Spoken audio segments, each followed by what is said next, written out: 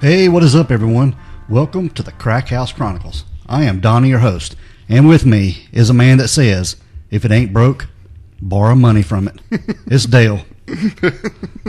Hey, what's going on, my friend? How are you, bud? I'm pretty good. Maybe I need to be borrowing some money. Yeah, I need to borrow some money myself.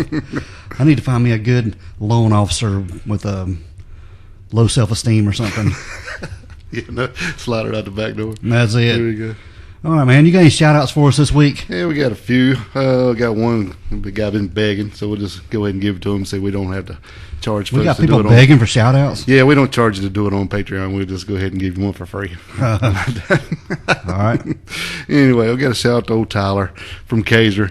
He's always on me about get one, but that's okay. I thought he needs one. He really supports the show. He always listens, and he's bought a couple of shirts. So we really appreciate you putting us out there, buddy. And I know you're on your way to Georgia today for some stuff. It ain't so fun to go do, but thanks for repping. You're always there for us. And we'll go all the way across the pond back over to the UK and give a shout out to Sally from Kent, England. She's a good friend of the show, good friend of mine. She does all the graphics for a band called Air Force, who we'll talk about a few more in just a few minutes. But anyway, I wanted to give her a shout out and appreciate everything you do, kiddo. And all right, so speaking of Air Force, they're getting ready to have a short U.S. tour. These are all friends of mine, so I thought I'd give a little shout out to those guys. They're really good guys. If they're coming anywhere near you, check them out. We will post their dates on our media, so you can check them out. They're great, and they're definitely worth checking out. And speaking of killer bands, our buddy Paul Diano, former Iron Maiden singer, good friend of mine. He is really a great guy, and he has some exciting news lately. He has a new album that just dropped January 31st. It's Awesome. It's a live album. It was recorded actually in 2006. It's called Hell Over Walter from Germany. But it just dropped the other day. It's available on Amazon and all the streaming networks. So if you're a Deanna fan, get behind him and spend a few bucks. He can use it.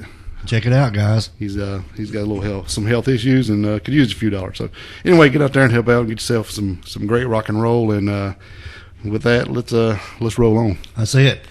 Dale, we've got a case this week that we're going to talk about. We're doing a serial killer this week. You had brought up a while back that you wanted to do a maniac. Yeah. You wanted to cover a maniac. And our last serial killer we did was Randall Woodfield. Right. And he was a maniac. Oh, yeah. And, lesser known serial killer. And this one we're covering this week is a lesser known serial killer. Right. We have a lot of people who always say, I know you guys do a lot of disappearance, a lot of vanishing, a lot of stuff and keep it open. So, but how about a killer? Let's get one. So we're going to deep in and we're going to give you one today. Yeah, this guy is a maniac. Ain't no doubt about it. And this is Robert Hansen. Robert Christian Hansen. And Dale, he was born on February the 15th, 1939, in Esterville, Iowa. He was born to parents Christian Hansen and Edna Hansen. And his father was a Danish immigrant. And he also ran a bakery. So it made me wonder if they had Danishes there at their bakery. I'm sorry. Yeah, they were there. Yeah. Kadoots. Yeah. I just thought about that, and I was like, yeah, he had a bakery, so he had Danishes, and he was Danish, so it would make sense to have a Danish at your Danish bakery. But anyway, Robert, Dale, when he was young, he was pretty much a nerdy-looking kid. I mean, I hate to say it, but he was skinny, painfully shy, and he had a stutter. And that didn't help him at all. That don't help none. And he also had a severe case of acne, which later in life he even said his face was one giant pimple. Wow. Yeah, pretty bad. And the girls, they shunned him. He just couldn't get a girlfriend. Well, if you have one of those things, it's not good. But skinny might not be too bad. But all those other ones, and then you just keep on piling on layer after layer. It's not a very good recipe. No, it's not a good mixture at all. Throughout Robert's childhood, he was described as being quiet and a loner, and he had difficult relationship with his domineering father. His father made him work in the bakery there that he owned, and Robert tended to be left-handed, and they forced him to use his right hand. Yeah, it's crazy, isn't it? Yeah. Being there needing to do and have to go right-handed or whatever he's doing, just because if you're naturally, whichever is your dominant hand, everything feels so awkward. Oh yeah, I mean, I can't throw a football left-handed. No, or well, I can, but it ain't pretty. It's not going very far at all. But they said that I have heard too that if you're forced to use your non-dominant hand, it does tend to cause stuttering. Well, it's a lot of trauma. It is just probably being badgered all the time about doing stuff and doing it against the way it feels right. Mm-hmm. Now, Robert started to practice both hunting and archery, and he found refuge doing that, Dale. He loved the outdoors and he loved hunting. Now, we're going to move forward just a little bit to 1957, where Robert enlisted in the United States Army Reserve, and he served 1 year before being discharged. And I've never heard if it was an honorable discharge or if it was a dishonorable. I didn't see that either. I'm just going to assume that it was an honorable, because it doesn't say it's not. That's it. Correct. So, and later he worked as an assistant drill instructor at a police academy in Pocahontas, Iowa. And there, Dale, he began a relationship with a younger woman, and he later married her in the summer of 1960. Move just a little bit forward to December the 7th, 1960. Robert Hansen was arrested, Dale, for burning down a Pocahontas County Board of Education school bus garage. Yeah, this is kind of crazy, isn't it? Yeah. And they've said that this stems back to him, the way he was treated in school. Yeah, probably. He probably had a little vendetta, you could say. But animosity toward the school. Right, yeah. The way he was treated. And didn't he actually, I don't know if he was forced or coerced, then took one of his employees from the bakery to go do it with him, right? A young kid. Mm-hmm. So, yeah, that wasn't a good look for him. No. And taking that kid will kind of is his doom on this one, because later they got on the conscience and they kind of told on him. Yeah. Now, he was sentenced to 3 years in prison, but only served 20 months in the Anamosa State Penitentiary. Very good. Yeah. Yeah, I looked up some of these words before we started. Now, during that time when he was incarcerated, his wife divorced him. Yeah, she's out. Yeah. This is not what I signed up for. Yeah, she was out. They were all married like 3 months, and when he went to prison. And I have looked it up, and I can't find where she went or anything. I don't know anything about her. It was just she was gone. She'd had enough. Now, be smart. Yep. Now, during this incarceration, Dale, he was diagnosed with bipolar disorder, and at that time it was called manic depression, with periodic schizophrenic episodes. Very good. So he had some underlying issues, man. Right. Now, the psychiatrist who made this diagnosis noted that Robert had an infantile personality and was obsessed with taking revenge against people he felt had wronged him. There you go. That's a blooming right there. Yeah, I mean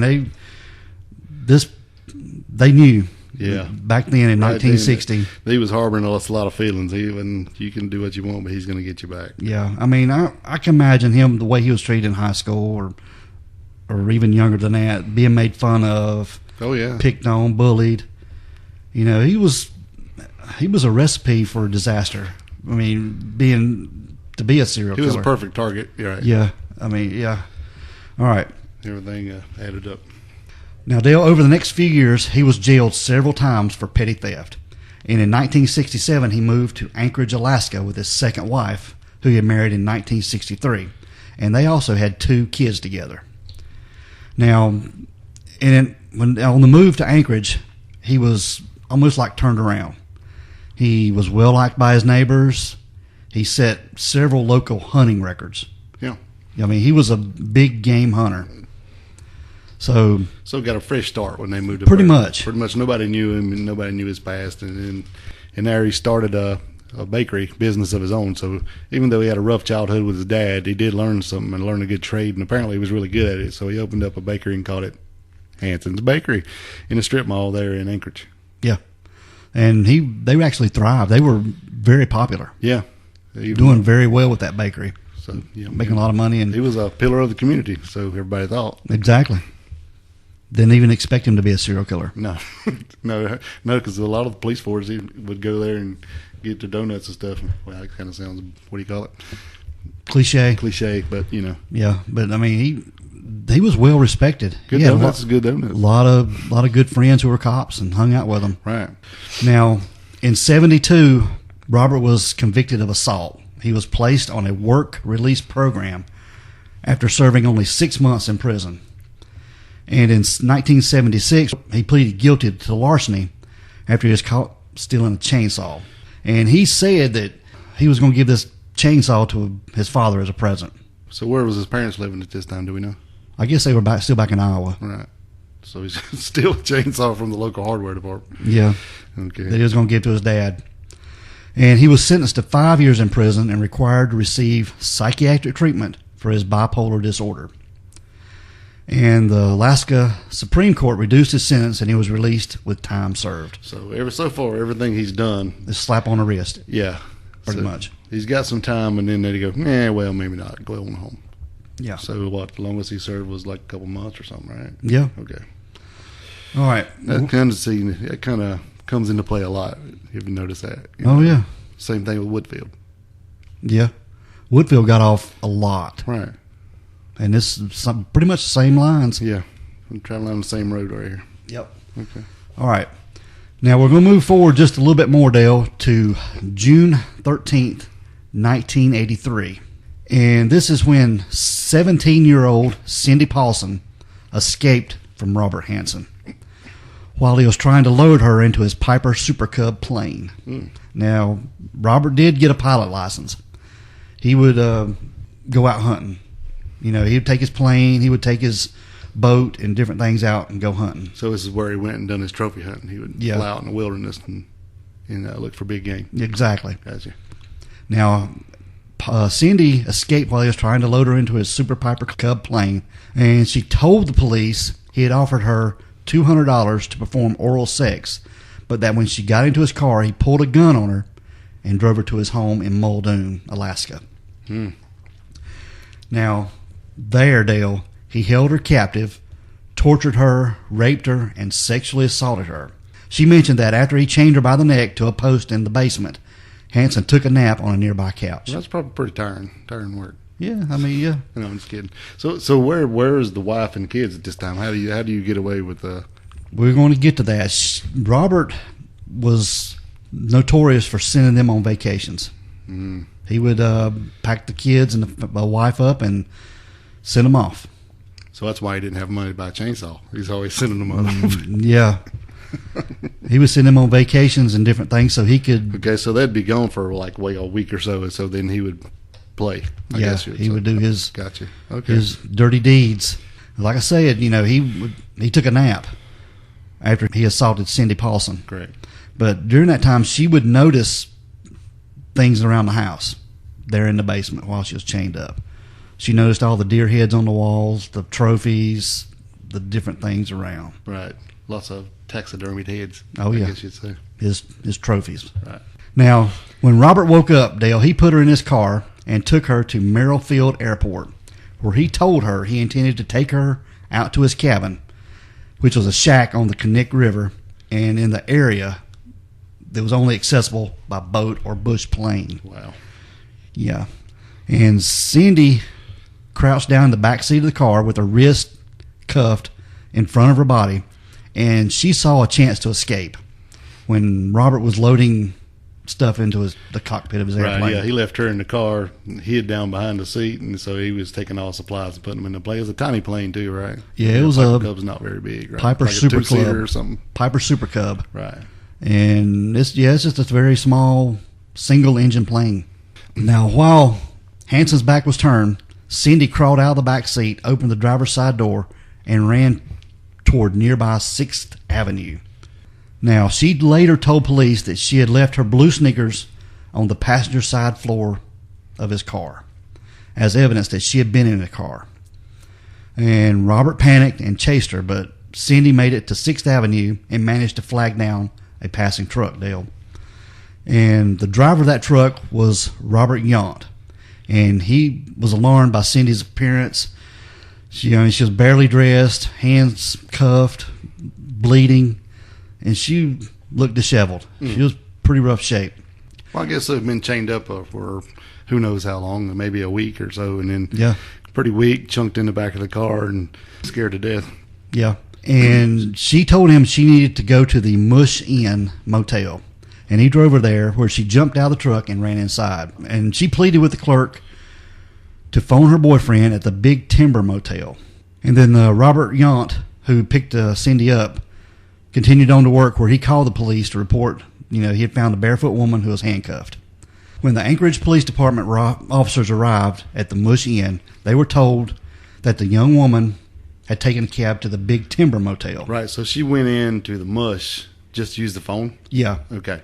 And then they called a cab and took her to the other hotel? Yeah, to the Big Timber motel. Okay.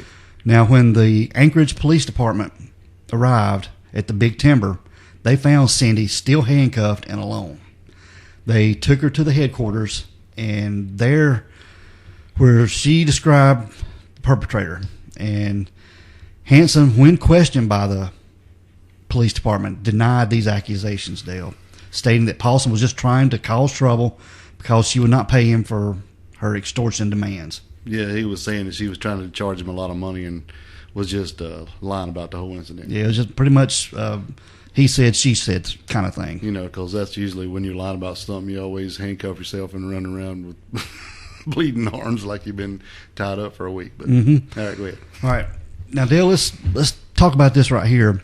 Why, they were sex workers and things like that around Anchorage, Alaska at this time. Right. At this time in our country's history, they discovered oil in Alaska. Yep. Big time. Yeah. And they would put in a pipeline. And this area brought in big money. Yeah, lots of money. Yeah. Workers. Everybody coming into work make big money. Yeah, they had money to spend. Yeah, unemployment was near zero. Everybody was working, everybody had money. So, when you got a lot of money in a certain area, especially out in the wilderness areas, you're bringing in a lot of more heat. Yeah.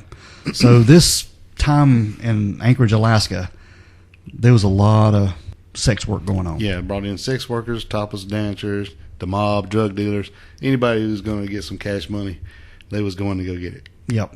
So that was what Robert was preying on. Right. Yeah. Although Hanson had several prior run-ins with the law, his meek demeanor and just his outward appearance and humble occupation as a baker, along with a strong alibi, because he had two friends that told him, the authorities, that they were with him that night. Right. He was an outstanding member of the community as far as everybody knew. Yeah, church going. Business owner, lots of friends in town. So it was just, like we said, it was just a thing. Plus tons of cops in his bakery shop every day, So it ain't like they didn't know who he was, but they just didn't really know who he was. So this kept him from being considered as a serious suspect, and the case went cold. They even wanted to give her a polygraph instead of him, and she just got mad and said, "Well, hell with it." Then. Yeah, they pretty much demeanored her as, "You just a sex worker." Yeah, why should we believe you? Yeah, this guy cooks donuts. Yeah, he feeds us. So, yeah. All right. Now, Detective Glenn Flothy of the Alaskan State Troopers had been part of a team of investigating the discovery of several bodies around Anchorage in the Seward area. The first of the bodies was found by construction workers near Eklutna Road. The body was dubbed the name Eklutna Annie because she had never been identified. And still to this day, she's never been identified, which is sad. Yeah. Well, with so many people coming in and out, especially that kind of work, you never know they could just pop in for a while and be gone, or just come in. Something happened to, nobody even knew who it was to begin with. That was local anyway. Mm-hmm. So they'd say, they're missing, but they're not really missing. They just left. Right. Because, so they'd come in, work a while in Alaska, and get the hell out and go back down to the States, down to Portland or Seattle, and then, maybe come back later or something. Make their money and leave. Right. Yeah. Now, later that year, the body of Joanna Messina was discovered in a gravel pit near Seward.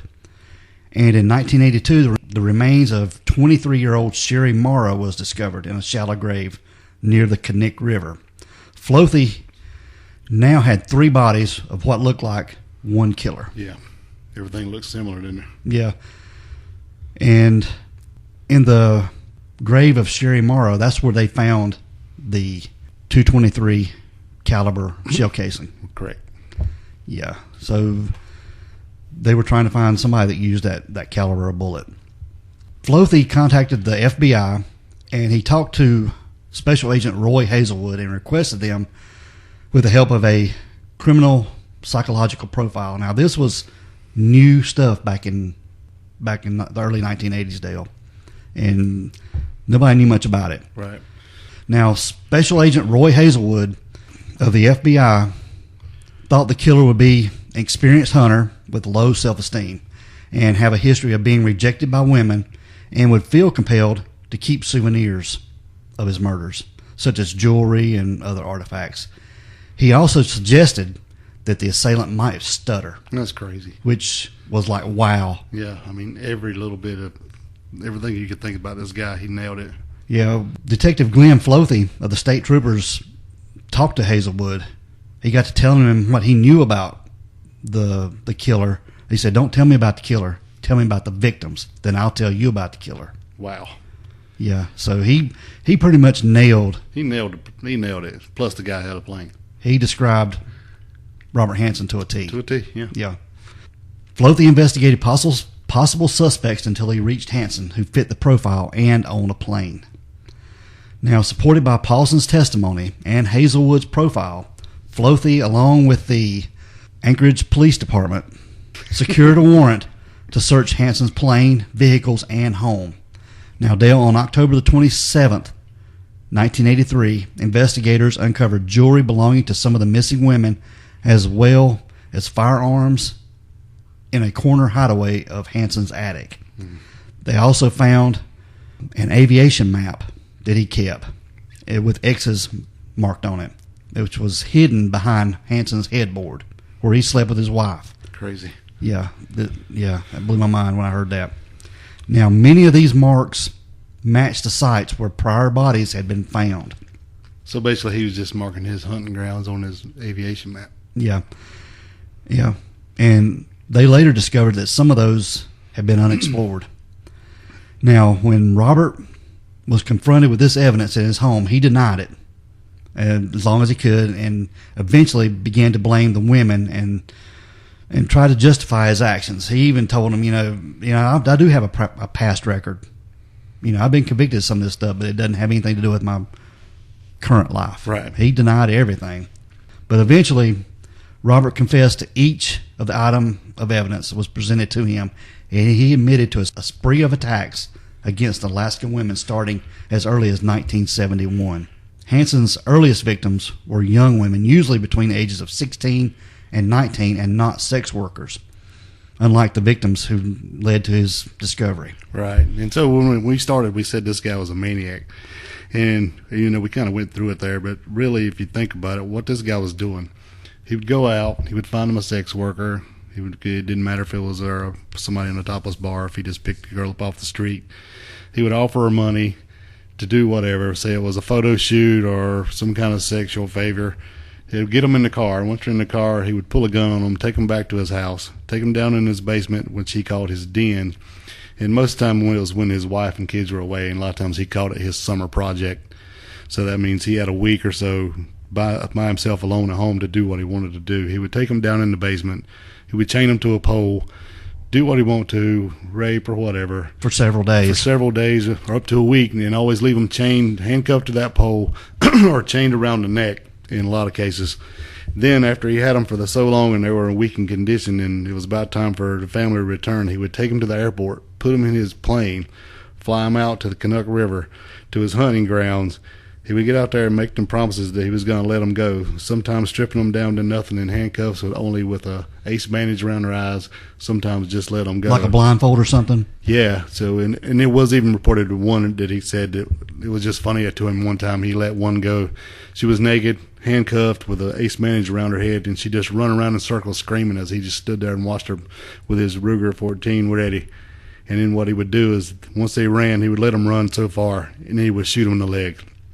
He would take them down, and then he would go on up, and then he would shoot them several more times, kill them, like he was just hunting another animal. Yeah. So anytime he said these sex workers, a lot of times were not respectable women, and he didn't see them as women. He went too far as to even say that reason he paid for oral sex is that's something that he would not ask his wife to do, because he didn't think that would demean her to ask her to do such an act. So he would go pay for it, and then once they did that, or he said they took money for sex, then he seen them as lower people, or even as low as animals, and sometimes worse. So that way he would go out and actually hunt them with his rifle.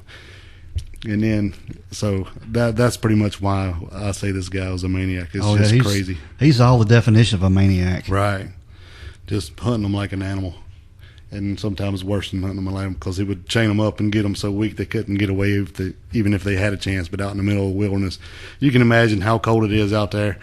And then, and strip them down, handcuff them, and then kick them in the back and say go. And then what? You just take off running through the woods praying you can get away. They're actually thinking they're getting away. Yeah, but if you got away, you're still not going to get away, because you'd die from the elements in a couple of days. I mean, they were out in the middle of nowhere. Right. Yeah. Crazy. You could scream all you want, nobody's going to hear you. If anybody hears a rifle go off, well, there's somebody's hunting. That's what they do out here anyway. Yeah. Didn't know what he was hunting, but yeah, this guy was just too much, brother. Yeah. He was a bad dude. Now, once arrested, Robert was charged with assault, kidnapping, multiple weapon offenses, and theft and insurance fraud. Now, the last charge was related to a claim filed against an insurance company over some alleged trophies. Yeah, like heads. Yeah, right. People had broken into his house and stole some of his prize deer heads and stuff. His award-winning or whatever. Yeah. World record, whatever it was. Yeah. But the insurance fraud came after they discovered that, he had hid these trophies in his backyard, and he used that money to buy that Super Cub airplane. I was wondering where he got all that money to buy a plane, but that makes sense. Yeah. After ballistics tests returned a match between bullets found at the crime scene and Hanson's rifle, he did enter into a plea bargain, and he pleaded guilty to 4 homicides, and they were for Mara, Messina, Goulding, and Eklutna Annie. We're going to go over the list of victims. Oh, yeah. But, yeah, those are the 4 that he pleaded guilty to. Yeah, he pleaded guilty in return for serving his sentence in a federal prison along with no publicity to the press. So he wants to kick back and lay up in the federal pen the rest of his life. And this is one reason you don't hear much about this case at all, because he didn't want any publicity on this. So that was one of the bargains he had. So that's why you don't hear much about Robert Hansen. Yeah, that's crazy. Yeah, most serial killers, they want the press. Oh, they want all the attention to know what I did. But I mean, look at Charles Manson. He loved anytime he could talk to the press. Right. They'd come into prison and talk to him. He loved that stuff. And even Ted Bundy, they got off on it. It was a big deal for them. Right. All right, Dale. Another condition of the plea bargain was his participation in deciphering the markings on the aviation map and locating his victims' bodies. Robert confirmed the police theory of how many of the women were abducted, adding that he would sometimes let the potential victim go if she convinced him that he would not report them to police. And he indicated that he began killing in the early 1970s, like we said. He showed investigators 17 grave sites in and around south central Alaska, 12 of which were unknown to investigators. Wow. Just from that map they found behind his headboard. There remain marks on the map that refused to give up, including 3 in Resurrection Bay near Seward. The authorities believed some of these belonged to the graves of Mary Thiel, Megan Emmerich, of whom Hansen had denied killing. So I don't know. They were marked on his map, but he denied killing them. Yeah, I wonder why he wouldn't just go ahead and say, because, they already got him. Why not go ahead and admit to all of them? Yeah, I know. But the remains of 12 of a probable 21 victims were exhumed by the police and returned to their families. So that's pretty good news. All right, Dale. Now, Robert Hansen was sentenced by jury to 461 years plus life in prison. So without the possibility of parole. So he's not getting out. Now, he was first imprisoned in the United States Penitentiary in Lewisburg, Pennsylvania. And in 1988, he was returned to Alaska and briefly incarcerated at Lemon Creek Correctional Center in Juneau. And he was also imprisoned at Spring Creek Correctional Center in Seward until May 2014, where he was transported to the Anchorage Correctional Complex for health reasons.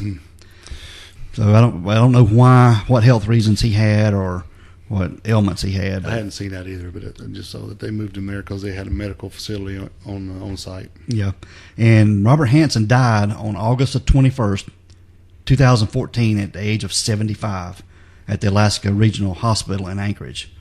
Like we said, due to undisclosed and lingering health conditions. Which, I mean, that was a bad dude. All right, now, some of the known victims over this span of time was Lisa Futrell, 41. They found her body with Hansen's help. So that was obviously one of his victims. Malaya Larson was 28. Sue Luna, Tammy Peterson, Angela Fettern, Teresa Watson, and Delenn Sugar Frey was discovered on August 20th, 1995 by a pilot testing new tires on a sandbar on the Knik River.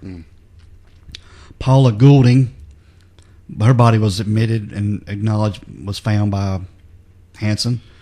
Andrea Fish Altery, Sherry Mara, Eklutna Annie, which the one we said was still not been identified. Never been identified. Joanna Messina was admitted and the body was found. Another one that was unknown was Horseshoe Harriet, that was found with Hansen's help, and her true identity has never been discovered. That's a shame. Yeah. Another one was Roxanne Eastland, Cecilia Beth Van Zanten, who was just 17. Another 17-year-old was Megan Emmerich and Mary Thiel. Now, these last three, they were denied by Hansen, but they had an X on the map. Yeah, he had marked them on the map, but he denied he had killed them. Yeah. And like we said, of these 17 women, Hansen only formally charged with the murders of Sherry Mara, Joanna Messina, Eklutna Annie, and Paula Goulding. And he was also charged with kidnapping and rape of Cindy Paulson, who survived. Yeah, who was really the only reason they caught the guy. Yeah, the main reason. All right, Dale, they made a movie about this, which is entitled The Frozen Ground. And if you have a chance, check it out. It's really good. It's a pretty good movie. Yeah, we had a chance to watch it, and it's actually pretty accurate. Yeah. I mean, there's some Hollywood to it, but it stars John Cusack, who plays Robert Hansen, along with Nicolas Cage and Vanessa Hudgens, who played Cindy Paulson, the survivor. Yeah, and 50 Cent. 50 Cent's in that movie. Yeah. He's a pimp in that movie. He's a pimp in that movie. Yeah. I thought it was a pretty well. I heard a couple people trashing the movie, but myself, I thought it was pretty good. Yeah, I'm a big Nick Cage fan, and I thought it was a really good movie. So, like we said, Robert Hansen was a maniac, a lesser known serial killer maniac. Right. All right, that's the tale of Robert Hansen. Anything you want to add to this? What do you think? I think it was a good one. I'm glad we had a chance to do it today. I hope you guys liked the serial killer edition here we had today. I want to throw out, go check out our Facebook, check out our Instagram. We have a Twitter, check it out. Go on there and give us some reviews and some likes. Go check out our website. We got some new shirts up on the merch in the store. Just click the store link. It'll take you there to show you the new designs and check them out and help the show, guys. Yeah. We appreciate you. We appreciate you guys. Thanks so much. We're gaining listeners by the day, lots of downloads, and we can't thank you enough. Absolutely. Appreciate each and every one of you. And with that, we're going to move on. Let's roll out. All right. We want everyone to be safe, be careful, and always be aware of your surroundings. Because the next episode could be about you. This is the Crack House Chronicles.